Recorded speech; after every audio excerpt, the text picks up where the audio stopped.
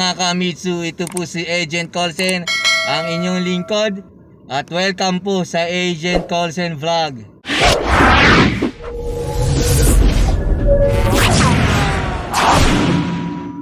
Are you looking to buy a vehicle for your business anytime soon? If so, you've come to the right place. We're proud to be the top local auto dealership, and we can get you the best vehicles for your specific needs. All of our vehicles have gone through a multi-point vehicle check, and we do everything possible to make sure you're getting the most bang for your buck. So let's start. Hello 𝗡𝗄𝐿𝐶. This is Patrick aka Agent 𝗀𝐃𝐿𝐶. Welcome to my YouTube channel, Agent 𝗀𝐃𝐿𝐶 Vlog. Today's video is all about 2020 Strada Athlete, and Mitsubishi Motors Philippines is about to mark another variant of its most beloved icons, the Strada. So if you're new with my YouTube channel, please subscribe and hit the notification button, hit the bell, and hit all, to be able to notify you with my next video. First, we from Mitsubishi Union Motor Corporation head office is now accepting reservations, and ready to assist you online, read description below. So guys, let's give our new 2020 Strada Athlete a round of applause. Let's start. Fans of the Mitsubishi Strada that want to spice up the pickup trucks looks just got their wish with the all-new Strada Athlete. Trading chrome for blacked-out accents, the exterior of the Strada Athlete gets a myriad of body graphics that is paired to an all-black dynamic shield. It also gets black alloy wheels, black painted roof, and black step boards. The interior, meanwhile, gets a two-tone cabin finished in orange and black. To remind the occupants they're in something special, the front seats have the word "Athlete" stitched on the front seats. Under the hood remains the 2.4-liter turbo diesel with 𝗚𝗡𝐵𝐸. It's available in either 4x2 or 4x4 trim models and is only available with a 6-speed automatic. Designed to appeal to those who want a bit more style, the Strada Athlete comes with all sorts of aesthetic changes that set it apart not just from the regular Strada but from other pickup trucks in the market as well. Outside, the Strada Athlete boasts of a more striking fascia thanks to its trademark dynamic shield grille now decked in high-gloss black. The same high-gloss black is also found in the door handles, side mirrors, and the 18-inch wheels. Side body graphics complete the changes. Inside, the Strada Athlete differentiates itself from other variants with its orange and black leather seating with orange stitching. This orange stitching is also found on the door trims and steering wheel as well. Interior comfort isn't compromised with features such as a touchscreen multimedia system with GPS, dual-zone climate control, an 8-way power-adjustable driver's seat, and push-button engine start-stop with passive entry. So 𝗂𝗄𝐿𝐶. That's all for now. If you're interested, please don't hesitate to ask me how? Just message me with my contact no. Or you may chat me with my messenger. And if you're new with my YouTube channel, please watch, like the video, and please subscribe to be able to notify you for my next video. Thank you 𝗂𝗄𝐿𝐶. And as one of the brand ambassador of the coldest water, I am giving you an entry for my giveaway. Read description below, and click the link or you may buy there also. Thanks again 𝗂𝗄𝐿𝐶. Godspeed. So contact us now, at 091558033889 or message me with my messenger. Read description below. And come check out our wide selection of cars, trucks, and SUVs. Find out why so many local customers come to us for all of their car buying needs. By the way, 𝗂𝗄𝐿𝐶. Shout out to 𝗪𝗡𝗍𝗄 from Canada, Yogi A.B. and Emily Ohashi from Japan, Bingbang and Imil from 𝗃𝗏𝗏, 𝗃𝗏𝗏𝗏 from Muntinlupa, and regards to all my clients, friends. See you soon. God bless.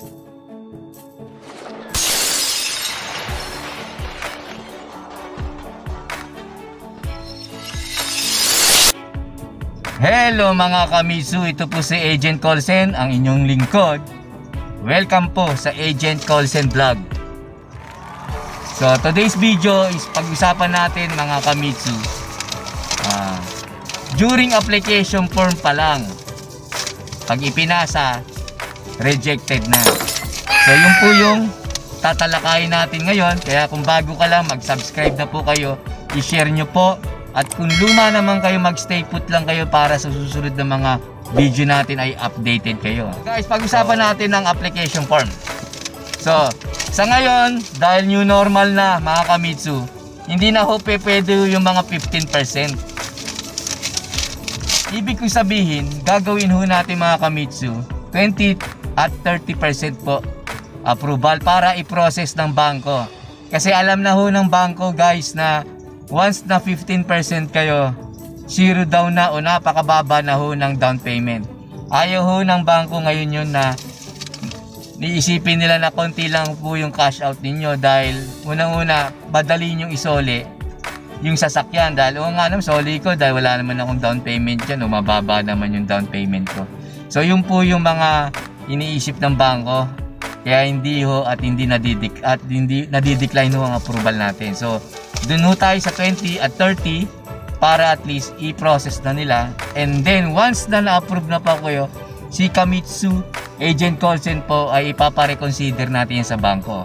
So sasabihin ko sa bangko, ma'am, sir, baka pwedeng ipa-reconsider si sir sa kasi ma'am dahil unang-una na-approve naman yan, ibig sabihin na approvable sila, na-locate nyo kung saan sila nakatira at nagtatrabaho sila at fully operational ang mga trabaho nila.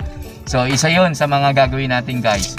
Then of course yung full name ninyo, lahat naman dito ng detalye na pag binigyan ko kayo ng application form, make it sure na hindi wrong spelling, wala hong kulang.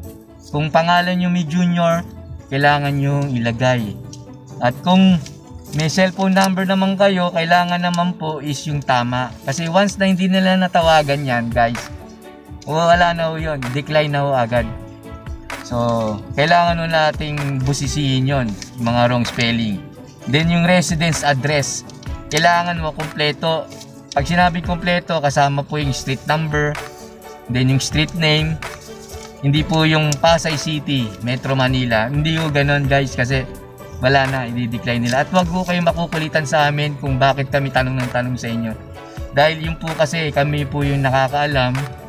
Dahil kung hindi nyo susundin nyo mga 𝗂𝗏, wala na, hindi na ho ipoprost ng bangko. So kailangan po rin na malaman kung ilang years na kayo nakatira doon. So pati yung bahay nyo ba yun o bahay nyo yun, hinuhulugan nyo pa, rented po ba kayo. So kailangan po yun, living with family, kung wala ka namang binabayaran dun dahil magulang mo yun, bahay ng magulang mo, mga ganon. Then of course yung civil status, single, married, widow, separated. So kung fully separated ka na legally, kailangan mo ng certificate. So kailangan nyo ipasa sa amin yan. Pero sa ngayon hindi pa. Once na na-approve na tayo, magbibigay si bangko ng kakailanganin nilang requirements para sa atin. So ngayon kung mag-apply lang kayo, application form, then valid ID, government primary ID. Then dun tayo sa employer saka business name. So of course kung nagtatrabaho ka, yung kumpletong pangalan ng kumpanya.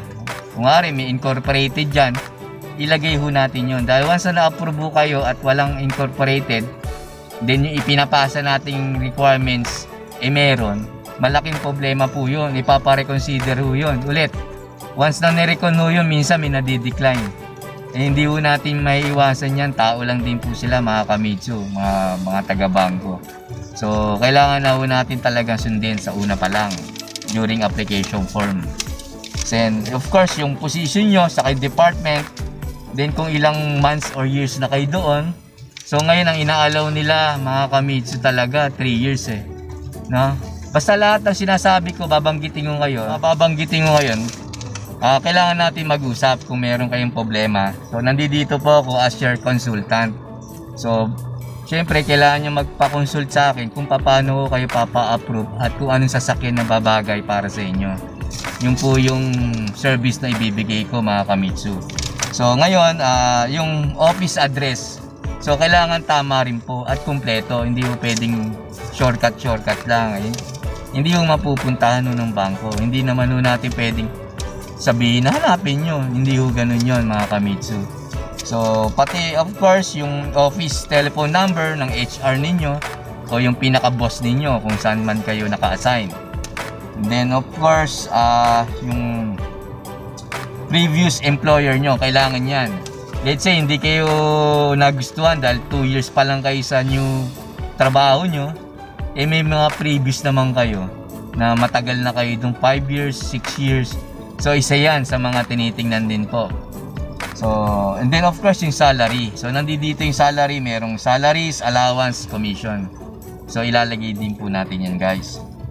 Then pagdating sa co-maker, pare-pareho lang naman po. Kung ano meron sa principal na mga question, ganun din po sa co-maker. Then regarding sa requirements naman po, binibigay lang naman po yan kapag once approved na tayo, bibigay sila ng credit advice. So yung credit advice, dun po nakalagay yung mga requirements na kailangan natin i-comply. Once na i-comply na natin yon, that's the time na ready for release na yung unit ninyo. Kumbaga pwede na nating umorder o kumuha ng unit para ma-assign na tayo. So yun po yung kailangan doon.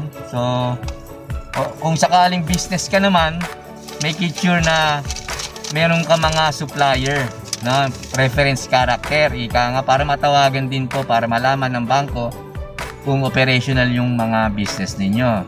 So supplier, meaning to say, kung tailoring ka, supplier mo ng tela, supplier mo ng mga sinulid. So kailangan ko lang po dyan is yung full name, then address sa contact number. Kung tatlo, mas maganda. And then kung meron ka naman mga kliyente, let's say tailoring ka, then ikaw ang gumagawa ng uniform ng mga universities. So kuhanin mo na rin po yung mga contact number nila at address.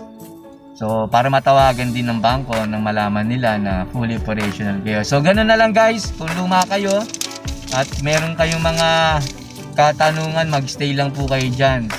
Kung mga bago naman kayo sa channel ko, mag-subscribe po kayo. I-hit nyo po yung notification bell para lahat ng video ko sa darating na panahon ay maging updated kayo.